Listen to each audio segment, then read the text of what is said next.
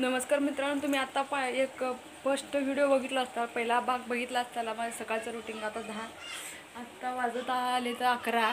हो का, 11 वाजत आलेत. आतापर्यंत धुणं भांडी स्वयंपाक पाणी सगळं आवरलं आणि आता पार्ट 2 बनवत आहे व्हिडिओ. आता चला, आता रानात 11 वाजलेले आहेत. आता रानातली कामं करायच्यात. चला तर मग आपण काढूया आपण भाजी. चला. तर मित्रांनो, आता आपण चाललो आहे भाजी उपसायला. रानभाजी प्लस मेथी जरा टाकली होती, ती काय बरोबर उगवली नाही बघा इकडं. आता आपण रानभाजी उपसणार आहोत पहिला, शोधून बघा.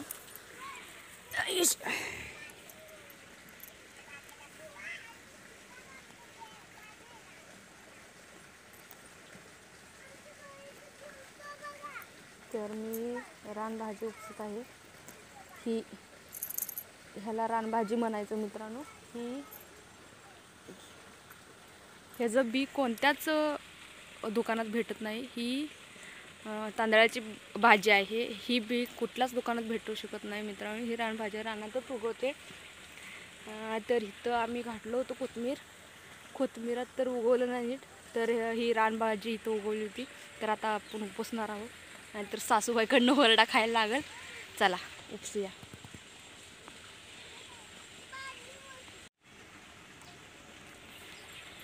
नमस्कार मित्रांनो, बघा ही आता मी रानभाजी उपसायला आलेली आहे. ही रानभाजी ही आहे तांदळाची भाजी.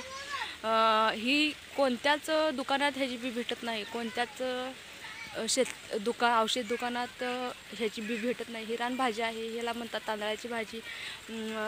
हे तुम्ही खाल्ला असताना लहानपणी गावाकड. शहरातल्या लोकांना कदाचित ही भेटत नाही. इथं आम्ही कोथिंबीर लावलो होतो मित्रांनो. कोथिंबीर लावलो होतो शेणखत घालून. तर शेणखत घातल्यामुळं ही कोथिंबीर तर उगवली नाही. पावसाच्या पाण्यामुळं म्हणजे कुजून गेलं कोथिंबीर, म्हणजे उगवलं नाही नीट. आणि आम्ही ह्याच्यात जरा उपसलो आहे, त्यामुळे तुम्हाला दिसत नसेल. कुठं तर एखादंच काडी आहे.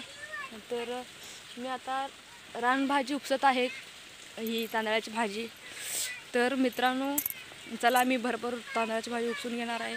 इथंच आपण व्हिडिओ थांबूया. पुढला मी दाखवत राहील तसंच काय करणार आहे काय नाही. नाहीतर मी आता उपसत नाही, व्हिडिओ करत बसली तर सासूबाई किंवा सासरे बघितली तर काय लय घोळ होणार आहे. तर थांबा इथंच. तर बघा, मी रानभाजी उपसायला लागले. ऊन खूप पडलेलं आहे मित्रांनो.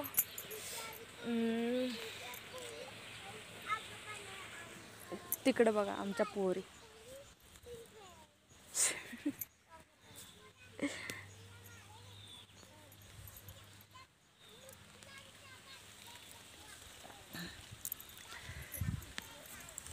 ऐशा